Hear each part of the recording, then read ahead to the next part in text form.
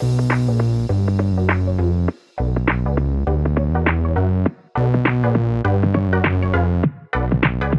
welcome everybody to another episode of Chris and Dave's Reality TV Cast. I'm one of your hosts, Chris, and my co-host and very good friend is Dave. Hey there, Chris, and hello to all listeners out there. Welcome to Chris and Dave's Reality TV Cast. We are covering Married at First Sight Australia, Season 10, Episode 8. Chris, it's the end of the week for maths, but where would you like to start today? Well, Dave, let's just go in order of the episode. Now, we get this whole thing about, we've got this bombshell's about to drop on the next episode, and Jessie's like, I just can't control myself.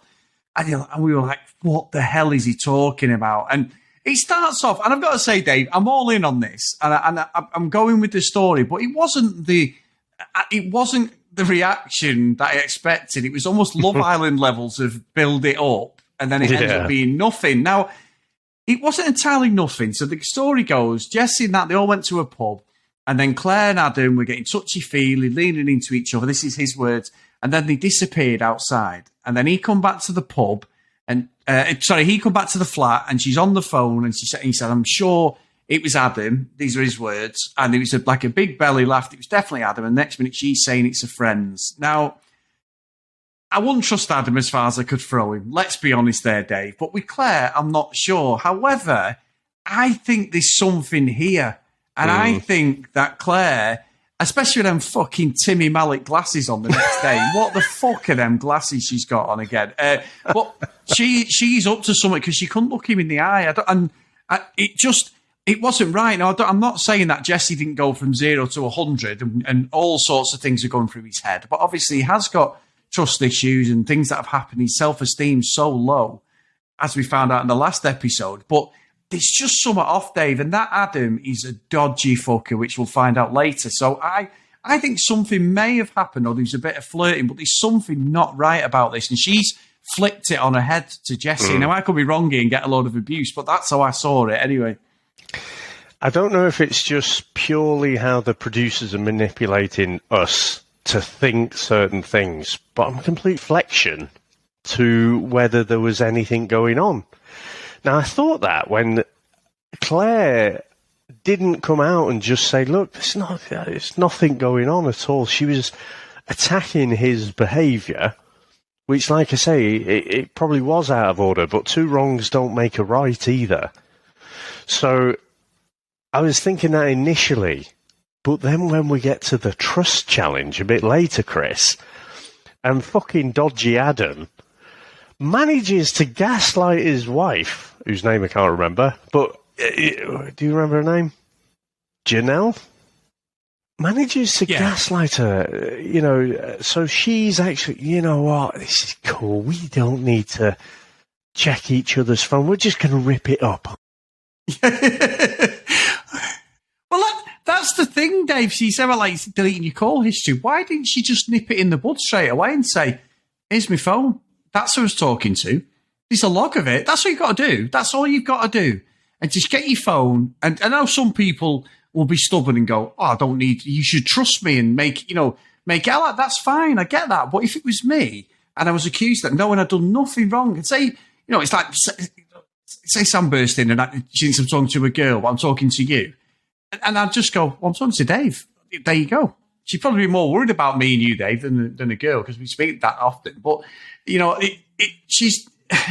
would just prove your innocence. There is no two ways about that. And she didn't prove her innocence. She just sort of flips it. So that's why I was suspicious. And there is problems there with Jessie, but this is just going to make him 100 times worse, Dave. And as the episode went on, I was like, was that it, really? I mean, because they sort of VT'd straight away to this is the truth week and blah, blah, blah. And I'm like, it's not a letdown. I was hoping for a bit more spice. However, Dave, things did take a turn.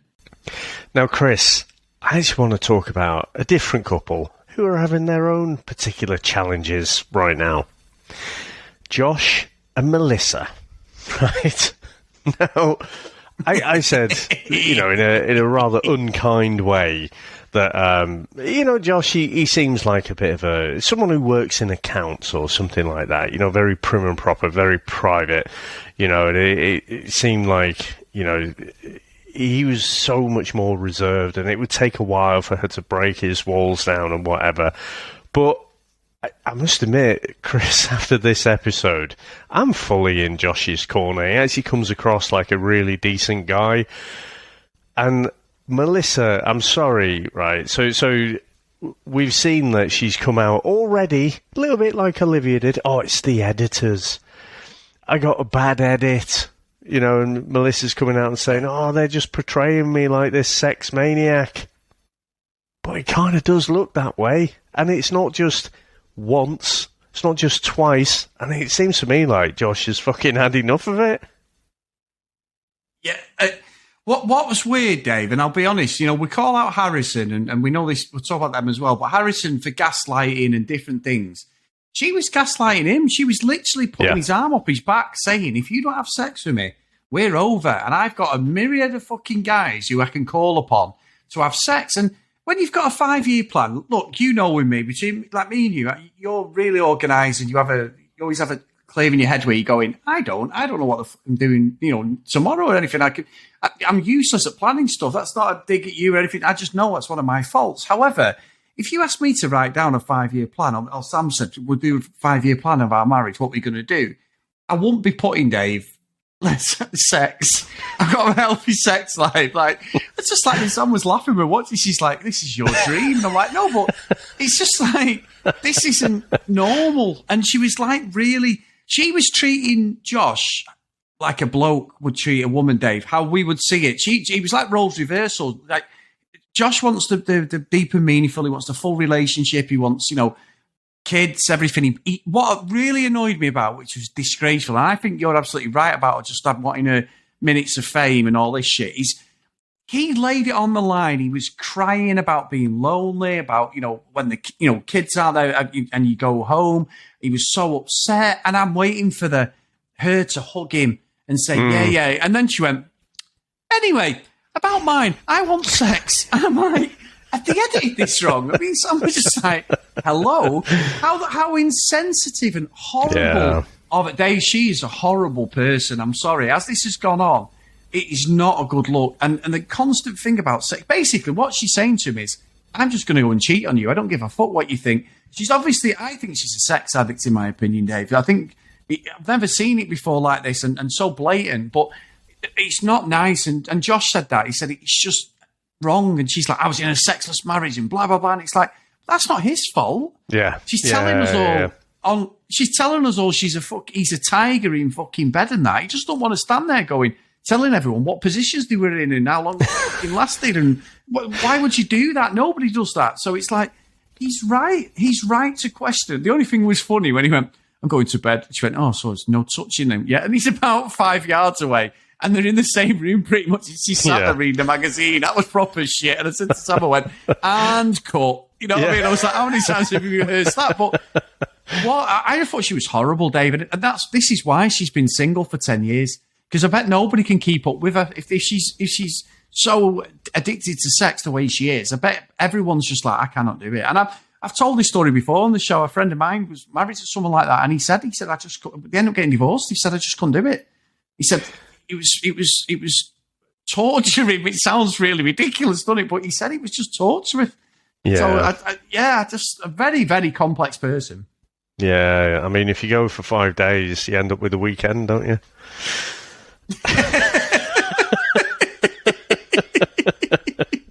Boom.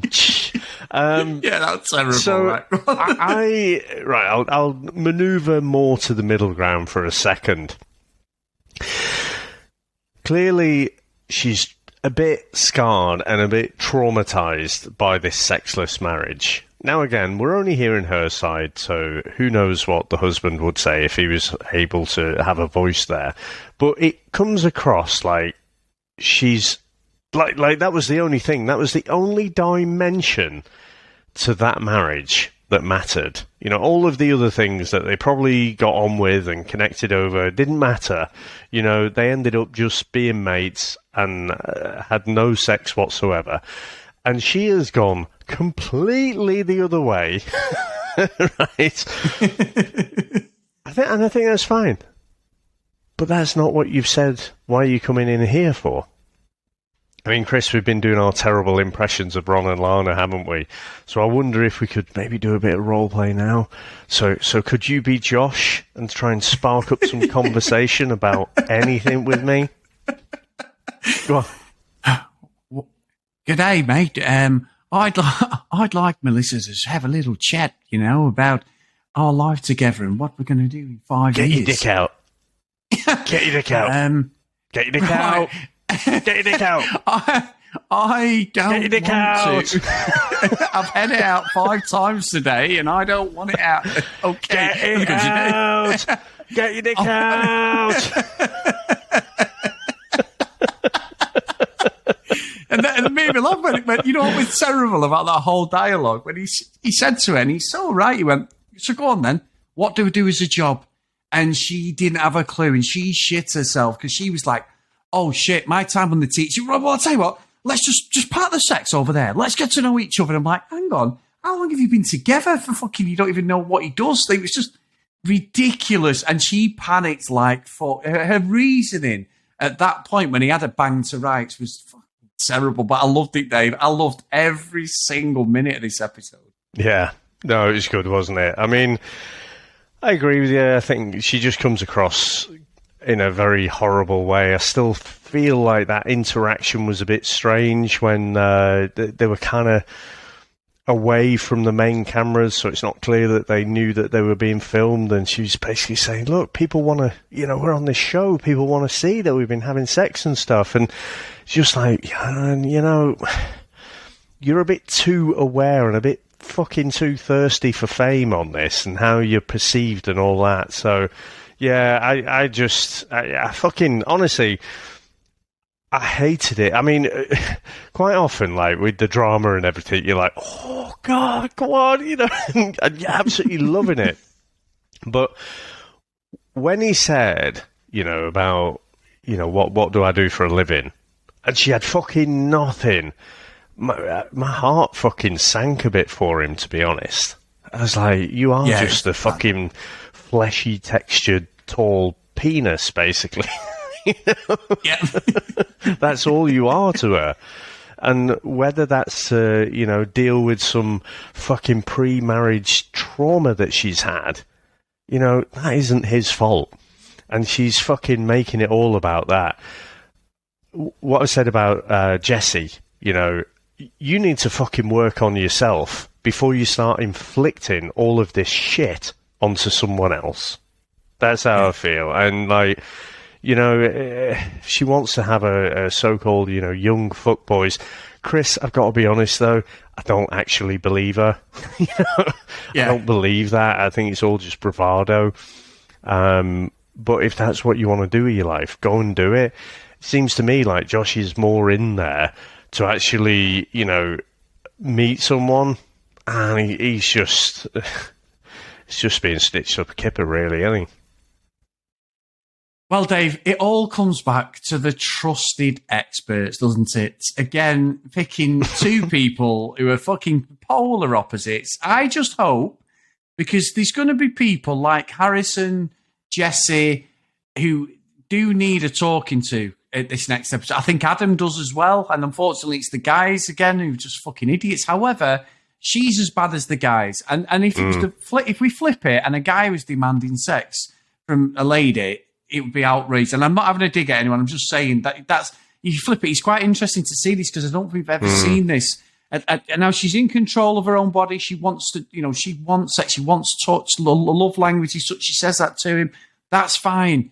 But I just still go back to the 5-year plan. Sex. Oh, great. Well, that's fucking great, that. What we do? Sex. So, yeah, anyway, so, yeah, I do think I want to know with the next dinner party what actually happens, because I reckon these experts are going to let her off quite lightly, Dave, which I don't think they should. Like I say, discussed him when he laid it on the line. It's just fucked him off and was like, anyway, I want sex. And I was like, oh, wow. So, But Dave, you alluded to it before. Sorry. I just want to say one thing. I thought he handled that in quite a balanced way, because I thought he was going to walk out, and I would have walked out. I'd have been fucking out that apartment. I'm like, fuck this. I'm fucking wasting my time with you. Yeah. So, I think you're right. I thought he did all right there. So, sorry, go ahead. No, it's okay. So the next bit, Dave, was the trust element of the relationship. So we get we're going to hand our phone over to our partners. Now, Alyssa and Duncan, I thought Alyssa looked a little bit shifty, but she wasn't. Duncan showed picture of a text of his mum saying, make sure you make a dinner. He's loving it. He shows her. She shows him like some stuff. And I thought, oh, you know what? Great stuff. Because you know what phones could be like, Dave. They could, live or die. If you've got WhatsApp, it's, it could be a nightmare. But well, there you go. We said about that there. But we then shift, Dave, to Janelle and Adam. Now, Adam, obviously accused at the top of the episode of possibly, doing something with Claire. We still don't know whether that's true. And, he was sweating, Dave, like that meme you see of the guy where he's got all the fucking water coming down his face, sweating. He was I wouldn't look at your phone. He was doing the old reverse psychology. And on Janelle, it worked. He was like, no, look, I don't care what's in it. I don't want to see your family thing or anything. I really don't want to do it. No, I just don't think it's needed. He's got some shit on there, Dave, whether he's chatting to girls outside, whether he's chatting to Claire. There is stuff on his phone that he doesn't want anybody to see. What a dodgy fucker he is. Yeah, I mean, I'm pretty sure I talked about all this before, but we can go over it again. I didn't say anything about it. I wanted to say about it, like how dodgy it was. No, for me, the one bit of incriminating evidence that would have come across there would have been his phone records. Yes. Like the fact that he was on the phone last night, after the pub and everything. So, yeah, it was expert the way he'd done that. And he's like, I don't need to see anything. Because you can see, she's gearing up for it. She's like, I won't go deep into that. I'll just have a quick flick through and whatever. And she didn't want to make it a big thing. Yeah. Which is why she backed down, I think. But, I hope the experts hold them to task and basically say, how did you get on? And then it comes to oh, no, we didn't do it. Oh, why didn't you do it? I mean, these things are put there intentionally to make them uncomfortable and for our entertainment as well. So you can't just decide you don't want to do it because it's rather inconvenient. I mean, the guy... we've seen it before on the previous seasons, though, haven't we? Like the fucking Bros guy who wouldn't show his phone because he had pictures of his ex-girlfriend on there or something. Yeah. You know that there's something there. So, for me, massive failure. And I just hope that's not put to bed and it is actually tackled by the experts. Or the judges, as you like to call them. Yeah. Whatever they are, Dave. And then the last one, I mean, we saw Bronte and Harrison back together, bored fucking senseless of that. But we had a bit of tea, Dave, didn't we, on the Discord about this? I've not actually caught up on it. He said to me before, catch up, but I've not had a chance yet. But what have you heard, Dave? So, it's reported by the Daily Mail in Australia that Bronte, apparently these voicemails or voice messages back and forth between Bronte and her mate show that actually even before the wedding, she knew about this other girl. And she's discussing with her mate and saying how they're going to play it up and everything. Remember at the dinner party, right? And someone asked Bronte about whether she'd seen the messages. She'd seen the pictures or anything. And she was like, no. And I said, what? Why is it? Because we know we saw it. We saw that she saw the pictures, but she's lying there. And I think she's just been caught out in her own lies there because, again, as part of these voice messages, they're talking about, well, you've got to play this really up, for the cameras and everything. Yeah. And I said to you, didn't I? I said, I just don't get it. Why would you hang around? And the only conclusion I can come to is she's absolutely fame hungry as well. So I can't have that much sympathy But I just didn't think she'd be caught so red-handed with it all. So I'm struggling to take anything serious with Harrison or Bronte at the minute because it's all just a pantomime. Yeah, and you know what, Dave? I was like Team Bronte, and I'm still, I'd pick her over Harrison without a doubt because I just think he's gaslighting. He's just manipulation's brilliant. How the fuck he gets away with it, I don't know. And he sits there and thinks that he's hard done to, but you can see it now, and you spotted that straight away. What a fucking blagger she is. She's just there for the TV, the fame. I sort of talked about it in the last episode, but very, very apparent in this one. It was so fake. Oh, come and stay with us. And he's like, sure. Yeah, come and then she's like, I'll sleep on the couch. Well, any gentleman would not say to a lady, you stay on the couch and I'll get in the double bed. Yeah, all right then. Yeah, don't tell me you have. But you just feel like, any gentleman would say, no, don't be stupid. You don't mind if you got a crick neck, you lay on the floor, whatever. You wouldn't do that. So he's like, no. And she's like, yeah, we can do that. We'll do it tomorrow. And I'm thinking, this is a hell of a change. So, yeah, and it's all leading up to the fact that we're coming up to the dinner party, Dave. So I'm with you. These two have two pair of blaggers. I think maybe Bronte more than Harrison now. Well, that's what I was going to say is that, okay, so he is a gaslighter. He's gaslighting her. She's gaslighting us, the viewer. Yeah, she's making out that she's this character and that she's this hard done to individual, and it really is all for show. And I literally had seen that article before I watched the episode, and honestly, everything that she did in that whole reconciliation seems so theatrical and so put on. Like, what happened to suddenly make her forgive him? She was screaming through the door at him, after he brought his tit cake and she didn't want it. And now she's got a big smile on her face. Yeah, let's reconcile and whatever. So, yeah, I just can't really get bought in because I've got no skin in the game either way. Harrison and Bronte can fuck off. So, at least with the other couples, I'm kind of leaning one way or the other. And I don't know, like Jessie and Clare, I guess we have to wait and see, don't we, what actually happened with Adam Gate there. But, yeah, I don't know. For me, those two can just get in the bin. Yeah, and yeah, I'm with you, actually, Dev. I'm really interested in the next episode. But I'd say what was funny was... the last one, really, that stood out this whole episode was Caitlin and Shannon. Now, Shannon seems to vocalise what he's thinking. So, Caitlin's telling the screen, again, that his ex is talking to him. He wants to speak to her, all this sort of thing. He's still there, messaging, and he says, and he'd already said it's like, it's quite toxic, blah, blah, blah.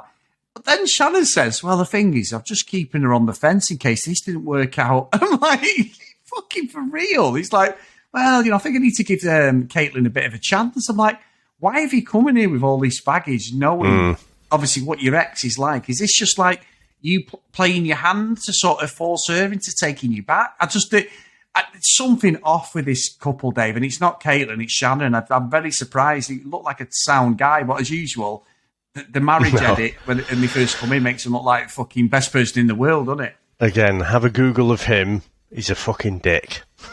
Right. And I will question if she says to stay, I will seriously fucking question it. I don't think she will. I think he'll say to stay. He'll say, oh no, I've got to give it a chance. And she'll be like, I want to leave, but because, in this torturous mental way that the Australian Married at First Sight cast treat it, she'll probably have to stay, and then, they'll carry on for a bit longer. But no, he really doesn't seem like a very nice guy. And, like, again, you've just fucking said you're still in love with your ex. And because you've had maybe a good night's sleep, you feel a bit better. You're like, oh, no, let's give this fucking all-inclusive a bit of a go instead. No, fuck off. You need to sort yourself out. And again, considering he talks about how much he's learned from watching the show, he doesn't seem to have learned very much at all. It's just a fucking bellend, I think, Dave. And you're right. Right. You're totally right. I agree. And then what we get, the last bit, is like, oh, you bastards, is we see them all going into the dinner thing with the the experts, and they're all around the chair. Well, not dinner date, is it? It's that commitment thing. And, we're getting Jessie has a go at Adam and all that. And then all of a sudden, Lyndall's got a fucking bombshell, Dave. She obviously seen something that we haven't. Now, it may be nothing to do with this infamous pub crawl that they went on, but it's all pointing towards the fact that has she seen something, Dave? And as usual, I cannot wait for the next episode, which we're not going to see till fucking Sunday now. But there you go. Yeah, I mean, what utter bastards. It's kind of handy. We long for a day off, but then, when maths finishes, it's like, oh, you bastards. So they've just got it so right, haven't they, with the cliffhangers? It's just, it makes you wish away the whole weekend so that you can get through to maths. But, let roll on the next episode. And another cracker, I have to say, this one. Right, thank you again, mate, for another tremendous week of maths. If you want to email us, cdrealitycast@gmail.com. If you want to follow us on social media, @cdrealitycast.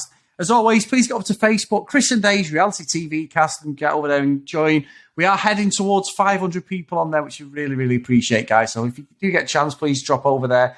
If you do want to support us a little bit more, get over to patreon.com/CD Realitycast. So, the final maths roll call of honour for this week, Dave, is Ken, Lucky Luda Green, Lauren, Tracy, Hennessy, Susan, Priscilla, Dee, Katie, Libby, Joanna, Noreen, Brianna, Helen, Keith, Michelle, Gillian, Zoe, Kristen, Maggie, Kate, Megan, Cassie, Fiona, and Emma. So thank you so much, guys, for all your support. And we go again, my friend. Yeah, like I say, hopefully the next episode will come around fairly quickly. Remember, when this was all being filmed, Chris, we found out that, this is supposed to be one of in fact, the most explosive season ever. And I kind of believe the hype, because we're only on episode 8. It's already getting pretty hot and heated. So, I just roll on next week for me. But thank you very much, sir. Thanks to everyone out there for listening to us. Thanks to everyone out there who supports us. And we'll speak to you next time. Bye.